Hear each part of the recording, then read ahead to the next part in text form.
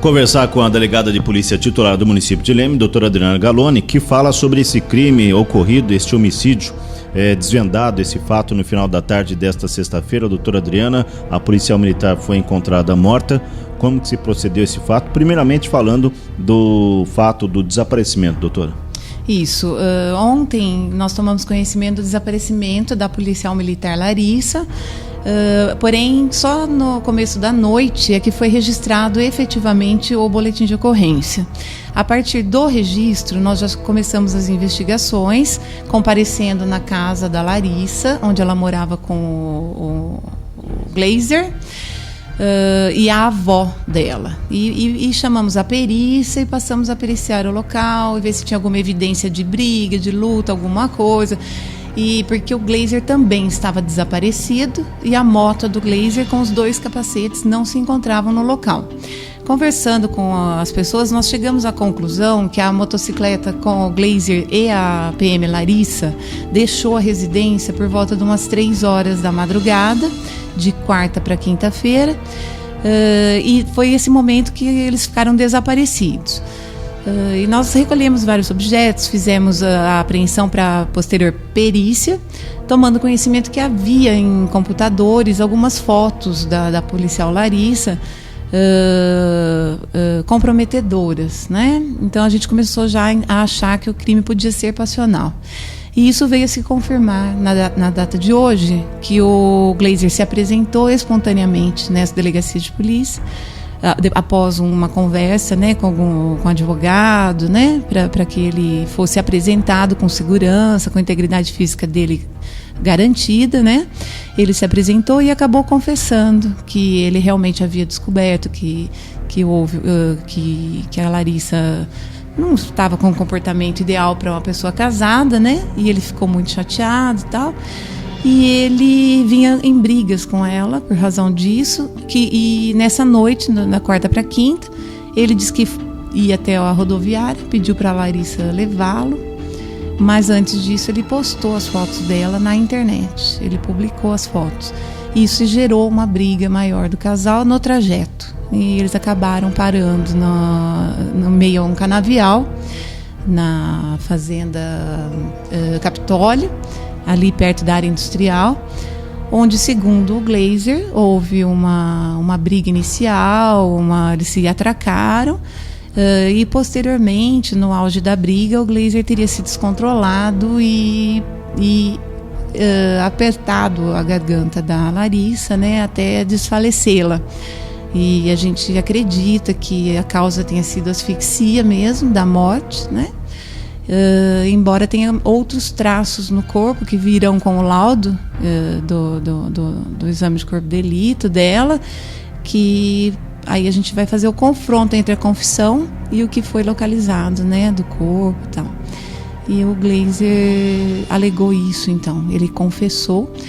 Diante disso, nós elaboramos rapidamente um inquérito policial, ainda não concluído, e representamos pela prisão temporária dele, que foi decretada pelo MM Juiz aqui da nossa comarca, pelo menos por 30 dias, para a gente já fechar essa investigação, tentar fechar a investigação com o que nós colhemos até o momento. Doutora, o que levou então o Glazer a cometer esse crime seria uma suposta traição? Segundo ele, sim. Segundo ele entende que a esposa não estava se comportando dentro das regras do casamento, e com isso ele perdeu a cabeça, né? Ele esperou ele já sabia há um tempinho, uns 3, 4 dias, segundo ele, e ele ficou pensando o que ele ia fazer. Ele fala que não foi premeditada a morte, porém ele ficou sabendo de alguns fatos envolvendo a PM há um tempinho atrás, né? E que culminou na morte dela de quarta para quinta-feira,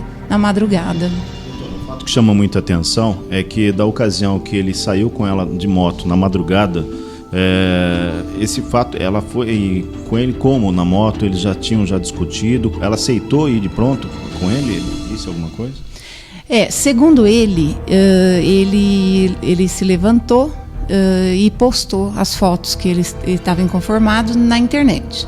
Após isso, ele acordou a Larissa e pediu que ela o levasse até a rodoviária, onde ele pegaria um ônibus para São Paulo, porque ele também estava em processo de admissão em uma corporação da Polícia Militar, e ele tinha que levar esses documentos para São Paulo. Então ele fala que acordou ela e que ela demorou a acordar, então que eles saíram rapidamente em razão do horário para ele pegar o ônibus, e que no trajeto é que iniciaram-se as discussões.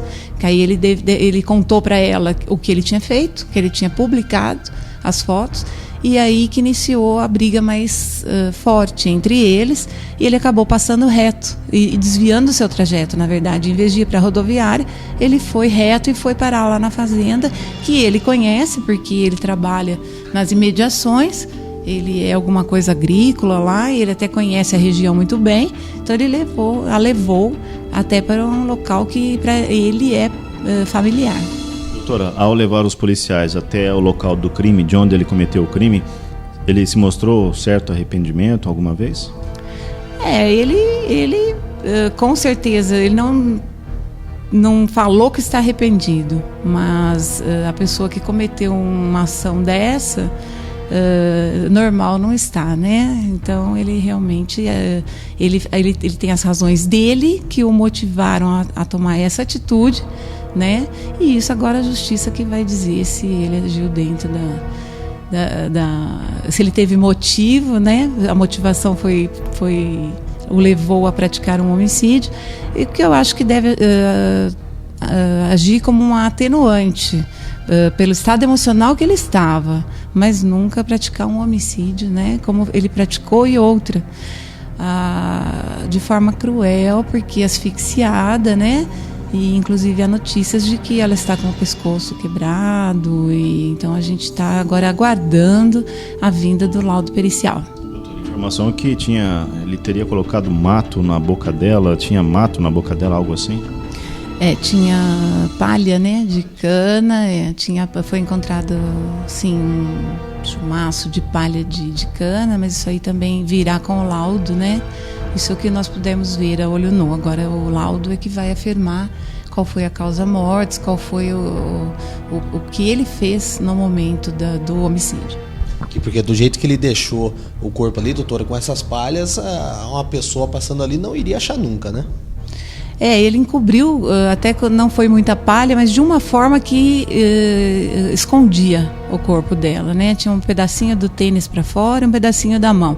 Tanto que sumiu, tinha um capacete, era para ter um celular, que ele afirma que estavam no local, e possivelmente alguém já tinha passado pelo local, já tinha recolhido esses objetos e nem percebeu a presença do corpo, por estar